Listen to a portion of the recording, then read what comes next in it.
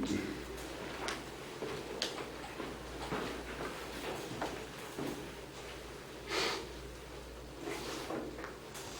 빌립보서 3장에서 사도 바울은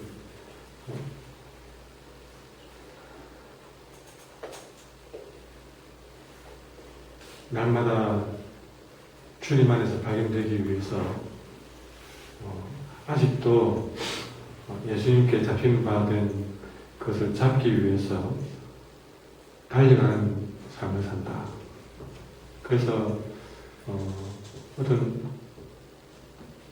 그 신앙생활에 이 사도 바울은 목표를 분명히 두고 살아간다고 했습니다.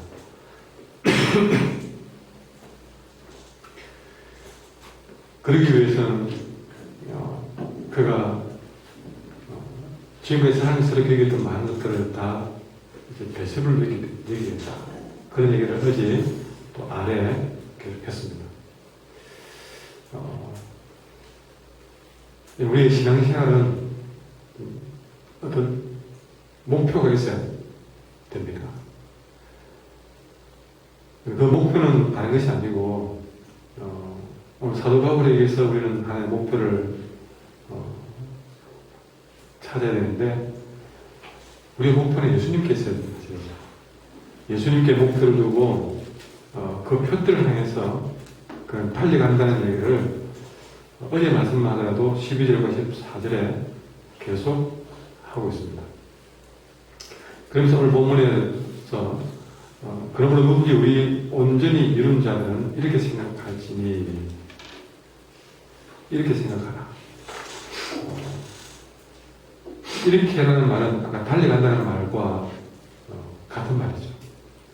그러니까 우리 성숙한 신자들은 누구나 사도 바울이 생각했던 것처럼 예수 그리스도께 잡힌 바 된 것을 위해서 계속적으로 달려가야 합니다. 그 달려간다는 말은 어제 우리가 한 일에 대해서 만족하지 말고 새롭게 시작하는 사람처럼 달려간다는 것이죠. 여러분 마음속에 어떤 것이 여러분 마음을 멈추게 하고 있습니까? 이 정도면 됐다. 여러분이 정한 목표에, 여러분의 수준에 맞는 목표에 도달했다고, 이 정도면 됐다 하고 이제 멈추어 섰습니까? 달려야 됩니다. 아무것도 안 이룬 사람처럼 달려야 됩니다.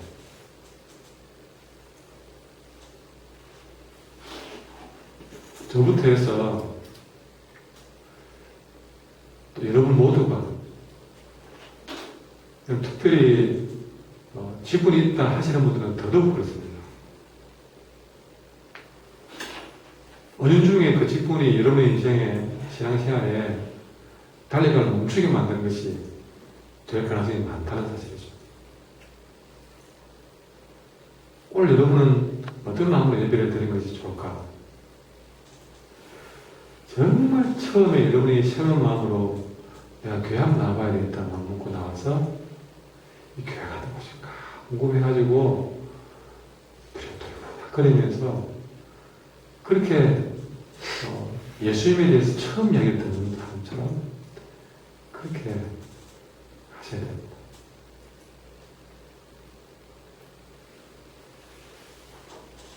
그래서 어제 말씀에도 12절에 내가 이미 얻었다 함도 아니고 이뤘다 함도 아니고 13절에 나는 아직 내가 잡은 줄 여기지 아니하고 오직 한 일 뒤에 있는 일을 잊어버리고 계속적으로 그렇게 얘기합니다. 나도 모르는 감각 기억 상실이지만 그걸 두고 하는 말이 아닙니다. 이거는 아주 의도적인 의지적인 망각을 말합니다. 알고도 모르는 사람처럼 잊어버리고 그렇게 여기지 아니하고 새로운 마음으로 시작한다는 거죠. 그것을 오늘 당부합니다. 누구에게요? 처음 온 사람이냐? 아니죠. 누군지 우리 온전히 이룬 자, 이뤘다고 생각하는 사람, 그런 자들에게 당부하고 있습니다. 어느 단계에 이르든지 영적으로 멈추지 말고 영적인 성장은 계속 이루어가야 된다는 뜻이죠. 16절에 오직 우리가 어디까지 이르렀든지 그대로 행할 것이다. 계속적으로 영적 성장을 위해서 달려가라. 이 사도 바울의 강력한 당부가 우리의 마음에 영적인 채찍이 되어야 할 것입니다. 그러면서 17절에 넘어가면서 사도 바울은 이 같은 영적인 성장에 바울 자기 자신을 본받으라고 도전합니다. 참 사람들은 자기를 본받으라는 말 하기가 쉽지 않습니다. 내 닮으라 하기가 쉽지 않습니다. 그런데 오늘 바울이 감히 함께 나를 본받으라 한 거는 자기가 잘 살았다 이걸 본받으라는 뜻이 아닙니다. 여기서 본받으라 말하는 건 여전히 성장을 멈추지 않는 영적 성장에 자신의 몸을 내든지 늘 새로운 마음으로 살아가는 그런 마음을 본받으라고 하는 것이죠. 잘 살았다고 본받는 것이 아닙니다. 그리고 또 이와 같이 우리를 본받는 것처럼 너희가 우리를 본받는 것처럼 그와 같이 행하는 자들을 눈여겨보라는 거죠. 영적 성장을 멈추지 않고 도전하는 사람들을 예사로 보지 말고 눈여겨보라는 것입니다.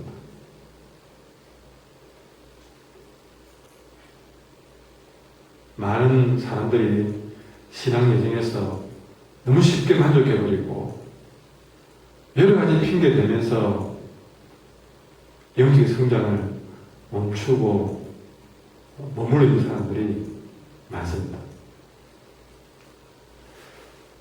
바쁘다는 핑계로 애 보기 바쁘다고 힘들다고 시간 없다고 이런저런 나는 아직 어리니까 나는 이미 이 정도 했으니까 이제 너가 해봐라 이런 잘하는지 지켜보겠다.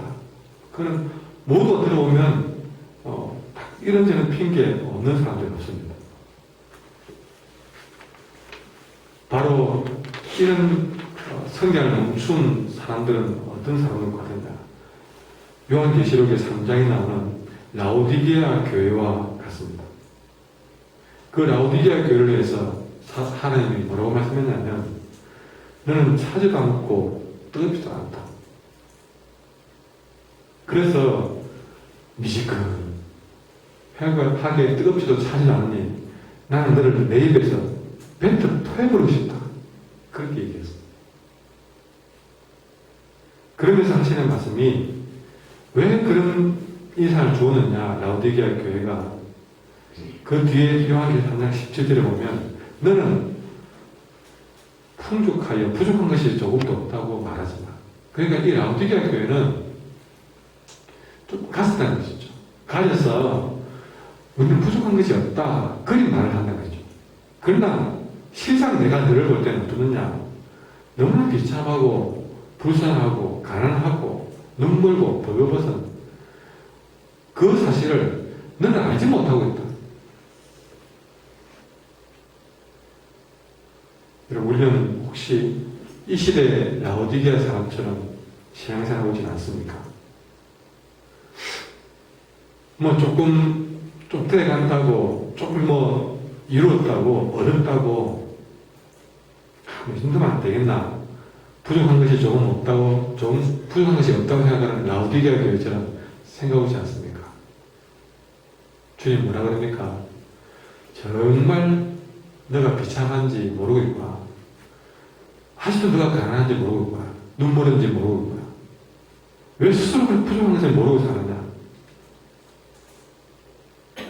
내 부족함을 알지 못하는 신앙생활 아닌지 여러분 돌아보셔야 됩니다.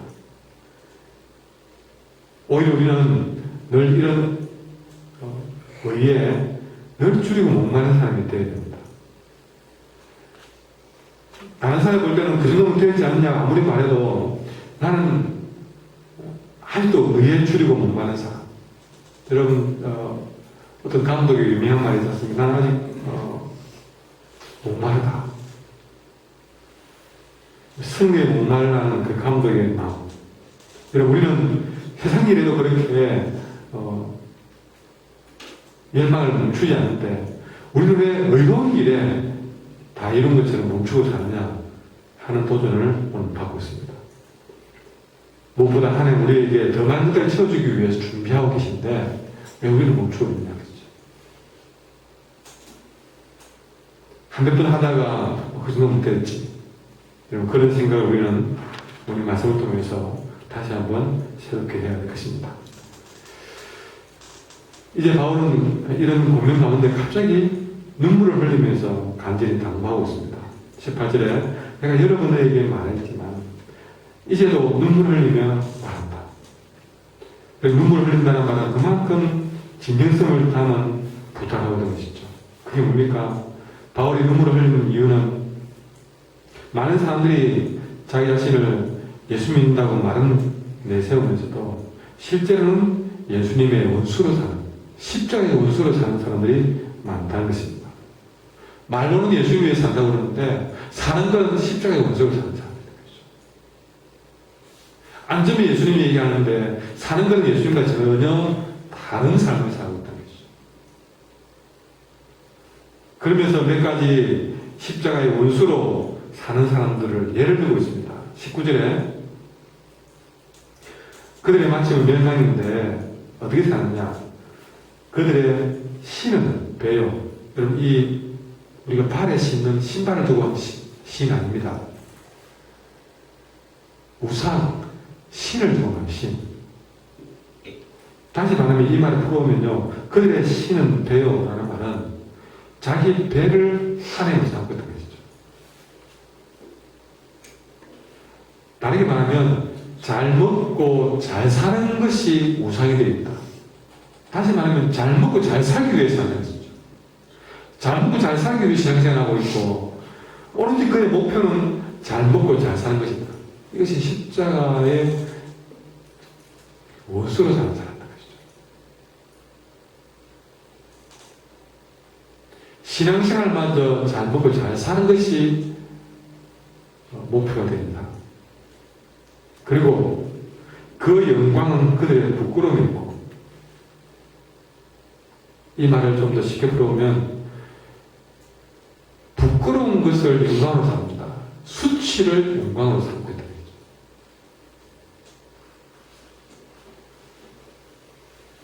우리가 예수 믿어 구원받고 죄사함 받았으니 늘 그 핑계를 대면서 우리는 죄사함 받았어. 아니 회개하면 돼.